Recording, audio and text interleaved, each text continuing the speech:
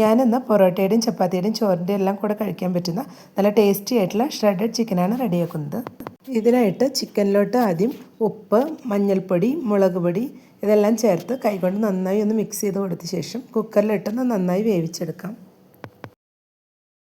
ഇനി പാനിൽ ഓയിൽ ഒഴിച്ച് ചൂടായി വന്നതിലോട്ട് അല്പം സവാള ഇട്ടൊന്ന് നന്നായി തന്നെ ഫ്രൈ ചെയ്തെടുക്കാം. ഓയിൽ അല്പം മാറ്റിയതിന് ശേഷം ഇതേ ഓയിലിൽ ഇഞ്ചിയും വെളുത്തുള്ളി ഇട്ടിട്ടൊന്ന് ഫ്രൈ ചെയ്തെടുക്കണം. ഇഞ്ചി വെളുത്തുള്ളി ഫ്രൈ ആയി വരുന്ന സമയത്ത് അതിലോട്ട് വേപ്പില കൂടെ ചേർത്തിട്ട് ഫ്രൈ ആയി വരുമ്പോൾ ഇതൊന്ന് ഓയിലിൽ നിന്ന് മാറ്റി വയ്ക്കാം. ഇതേ ഓയിലിൽ തന്നെ കുറച്ച് സവാള ഇട്ടിട്ടൊന്ന് സോട്ട് ചെയ്തെടുക്കണം. ഇതിലേക്ക് അല്പം ഉപ്പ് കൂടെ ചേർത്ത് കൊടുക്കാം. ഇനി സവാളയെല്ലാം നന്നായിട്ട് കളറൊന്ന് മാറി വരുന്നവരെ നമുക്ക് ഇതൊന്ന് വഴറ്റിയെടുക്കാം. ഇനി ഇതിലോട്ട് അല്പം പച്ചമുളകും വേപ്പിലയും കൂടെ ചേർത്ത് കൊടുത്ത് ഒന്നുകൂടെ ഒന്ന് മിക്സ് ചെയ്തെടുക്കണം.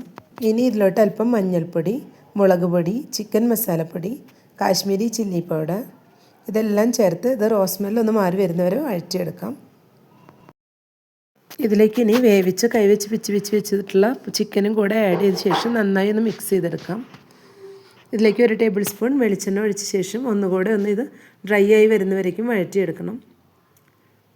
ഈ സമയം വേപ്പിലയും ഫ്രൈ ചെയ്ത് വെച്ച ഇഞ്ചി വെളുത്തുള്ളി എല്ലാം ഇതിലോട്ട് ചേർത്ത് കൊടുക്കാം.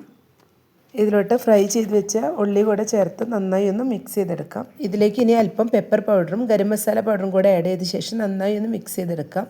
ഇപ്പോൾ നമ്മുടെ ഷ്രെഡഡ് ചിക്കൻ ഇവിടെ റെഡിയായി വന്നിട്ടുണ്ട്. അപ്പോൾ എല്ലാവരും ട്രൈ ചെയ്ത് നോക്കുക. ഇഷ്ടപ്പെട്ടാൽ സപ്പോർട്ട് ചെയ്യാൻ മറക്കരുത്. Thank you.